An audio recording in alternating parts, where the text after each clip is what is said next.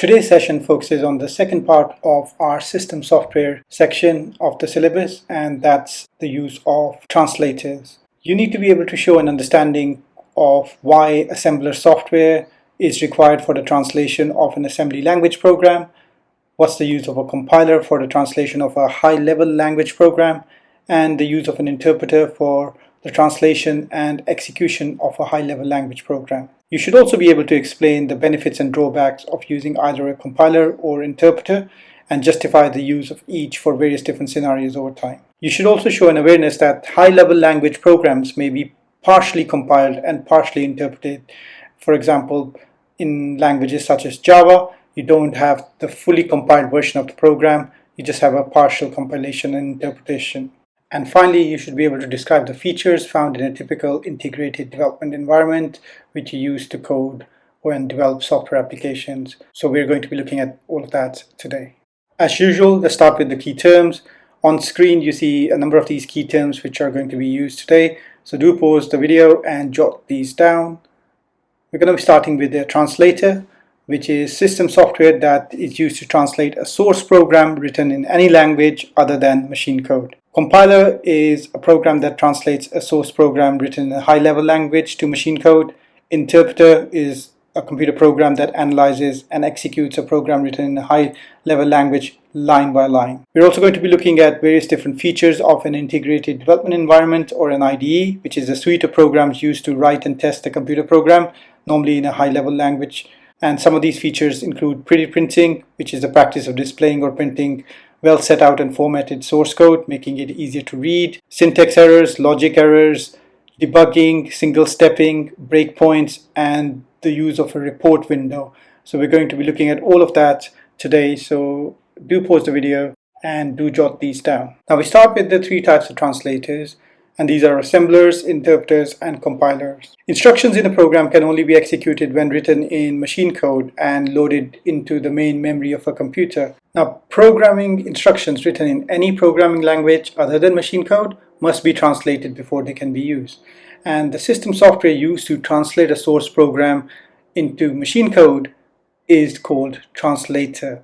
And obviously, as we stated earlier, there are three types of translators available, and each translator performs a different role. So we're going to be looking at assemblers, interpreters, and compilers in a bit more depth. Now, of course, if you've studied this at IGCSE, chances are that you know a lot of the background to this, and perhaps you can even define those, so that will be a good start. However, we'll be looking at all of these as well. Assemblers are programs which translate assembly language instructions into machine code. Assemblers either store the program directly in the main memory, ready for execution, as it is translated, or they store the translated program on a storage medium to be used later, such as a hard disk drive. If stored for later use, you normally need to use a loader program to load the stored translated program into main memory before it can be executed. The stored translated program can be executed many times without being retranslated, so you only need to do the translation once. Assembly language programs are machine dependent. They are not portable from one type of computer chip to another.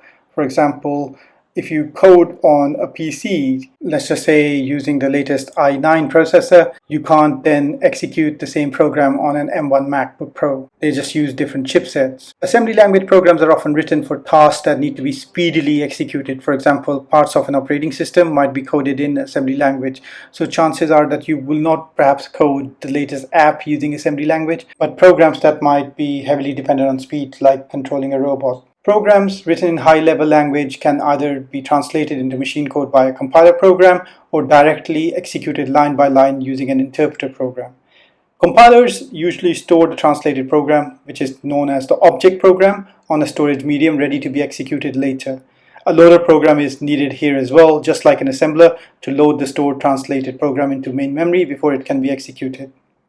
The stored translated program can be executed many times without being retranslated. The program will only need to be retranslated when changes are made to the source code. With an interpreter, though, no translated program is generated in main memory or stored for later use. Every line in a program is interpreted and executed each time the program is run. So you are required to have the source code. High-level language programs are machine independent, portable, and can be run on any type of computer or a chip, provided there is a compiler or interpreter available. And you already know this because we use Python, and of course you might have used Java or Visual Basic previously. These are examples of high-level languages which can be created on any type of machine and executed on any type of machine.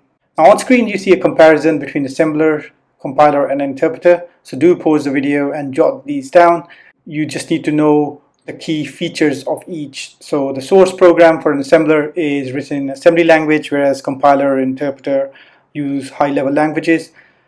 Assembler is machine dependent. Compilers and interpreters are not machine dependent. With an assembler, you get an object program and it can be stored in a disk or used in main memory directly. Compiler does the same thing, whereas an interpreter, instructions are executed under the control of the interpreter line by line. Now, for each line of the source code, for an assembler, you generate one machine code instruction. It's one-to-one translation. For a compiler, many machine code instructions can be generated using one source code statement. And we saw that a bit earlier when we were discussing assembly language in one of the previous lessons.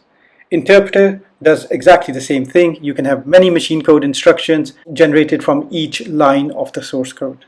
Now on screen, you'll see how some integrated development environment or IDEs have both compilers or interpreters available, and interpreters are most useful in the early stages of development, whereas compilers produce a standalone program that can be executed many times without needing the compiler again.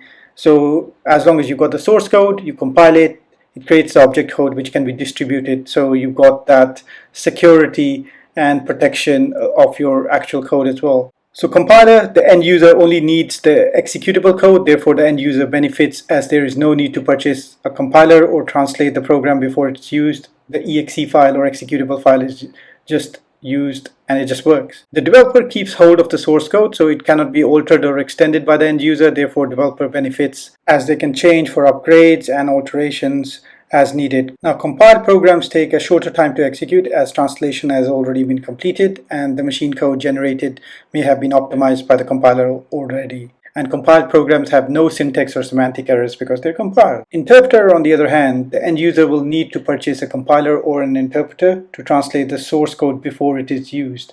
The developer actually loses control of the source code, making it more difficult to change for upgrades and alterations. And since end users can view the source code, they could potentially use the developer's intellectual property. An interpreted program can take longer to execute than the same program when compiled, since each line of the source code needs to be translated before it's executed every time the program is run. Interpreted programs may still contain syntax or semantic errors if not fully tested, and these errors may need to be debugged as well. So there are some disadvantages. So we use interpreters for normally software development and compilers for distribution. Now, of course, there are a lot of other differences as well, so do pause the video and jot these down. I will not be going through these, but it is essential for you to understand the differences between compilers and interpreters, especially in the field of error detection. Okay, hopefully you got those down. We're now going to be looking at partial compiling and interpreting. And in order to achieve shorter execution times, many high-level languages programs use a system that is partially compiled or partially interpreted. The source code is checked and translated by a compiler into object code. The compiled object code is a low-level machine independent called intermediate code, P code or byte code. And to execute the program, the object code can be interpreted by an interpreter or compiled using a compiler, because byte code is easily understandable by the compiler as well. For example, Java and Python programs can be translated by a compiler into a set of instructions for a virtual machine. And these virtual machines can be run on every other machine that's out there. And the idea is that your specific machine, like your MacBook or your PC, might understand the instructions for this virtual machine. And when you code in Java and Python, you code byte code which can run on this virtual machine. So you've got, in effect, another translation occurring, whereas the byte code is translated by the virtual machine into machine-specific object code.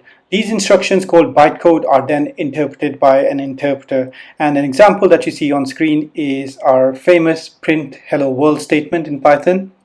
The bytecode might be something like that, one where you load the name, which is print, load the constant, which is hello world, you call the function, and then you return the value back. And that could be the bytecode that's written up and which is executed on the virtual machine on every single computer that might be out there. So I always think of bytecode as those half-baked pastries and pies, or half-cooked food, which is already partially compiled, and then when you go into a restaurant and you order a dish, because it's already been cooked for you, it's just heated up, or it's just baked for a short amount of time so you can have your food quickly. So partial compilation and interpretation works in the same way. Now you need an IDE to develop programs these days, and integrated development environment is often used by programmers to aid the writing and development of programs. And there are many different IDEs available. Some just support one programming language, others can be used for several different types of programming languages. You've got NetBeans, PyCharm, Visual Studio, Sharp Develop. These are all examples of IDEs currently in use. IDEs usually have a source code editor, a compiler, interpreter, or sometimes both. It has a runtime environment with a debugger to check for errors, and it has an automatic documenter. We are going to be looking at each of these in a bit more depth now, and you should be familiar with IDEs and their common features. So let's start by looking at a source editor. A source code editor allows a program to be written and edited without the need of using a separate text editor.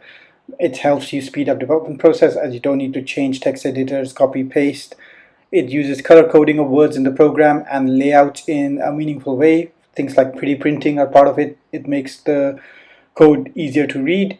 It also has context-sensitive prompts with text completion for variable names and reserved words, and it can provide dynamic syntax checking, which basically means it can help identify possible syntax errors as the program code is being typed into the source code editor, and it alerts the programmer at the time before the source code is actually interpreted, so it helps you avoid errors. For larger programs that may have more than one code block, some code blocks can be collapsed into a single line, and sometimes you probably see that little plus symbol on the left hand side, which you can collapse a piece of code and then see that later. All of that is part of the source code editor. Now, of course, compilers and interpreters are also part of an IDE, and most IDEs usually provide a compiler and or an interpreter to run the program. Both can be present as well. The interpreter is often used for developing the program, and the compiler to produce the final version of the object code. And there can be more than one interpreter available for different versions. For example, of the Python language, you might have Python 2, 3, all of those can have their own interpreters. The program results are shown using the runtime environment provided, so you can see the results of the execution in a window either at the bottom or the side of the screen. The image example kind of highlights that to you. So get familiar with the use of compilers and interpreters, and if you're using an IDE, try to find out which ones are common to your one. Now, debuggers are programs that runs the software that is under development and aids the process of finding errors or debugging. It allows the programmer to single step through the program a line at a time. Single stepping is the process, or it sets a breakpoint to stop the execution of the program at a certain point in the source code. Now, do remember that syntax checking is something which happens while you're typing or you're coding. So that's to help you type the right code in the first place.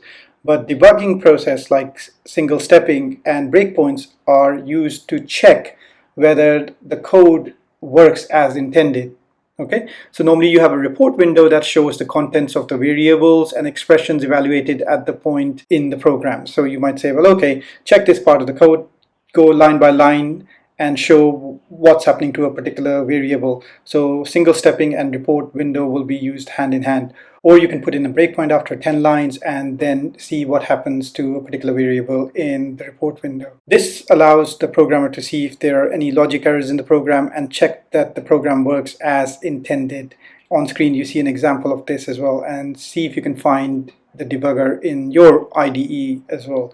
The report window is pretty crucial because each variable used is shown in the report window together with the type and the contents of the variable at that point in time of the program. The top variable shown is the last one that has been used. The answers to the calculation and other expressions can also be seen here. So on screen you see a short program where there are a few values which then need to be multiplied and or added together in a calculation, and the answer needs to be printed out. So you can see what happens, that the final answer is the first one in the report window and then the relevant values, and the programmer can use this data to further correct their own logic. So perhaps they could reorder the calculation or maybe add a different function in there. Another feature that an IDE has is auto documenter, and on screen you see an image of the auto documenter, and most IDEs are usually providing this to explain the function and purpose of the programming code. So when you highlight a command word, it tells you exactly what it is and how it works. It's kind of like context sensitive help in a way as well. So the auto documenter is very useful for programmers to identify how to code in a particular programming language. Okay, that brings us to the end of this particular lesson. Hopefully by now you should know what the purpose of a translator is, and you should be able to explain how 3 different types of translators work: assemblers, compilers, and interpreters. You should also be able to explain the difference between compilers and interpreters, and what is meant by partial compilation and interpretation, especially the use of bytecode and how that fits in. You should also be able to explain what an IDE is used for, explain common IDE features, and what is meant by breakpoints, single stepping, and report windows in the debugging process. These are quite crucial areas which come up often in exams. Also make sure that you understand that if you got compiled or translated or assembled code, you might need to use a loader program to load it up. That's all for today. I'll see you in the next lesson.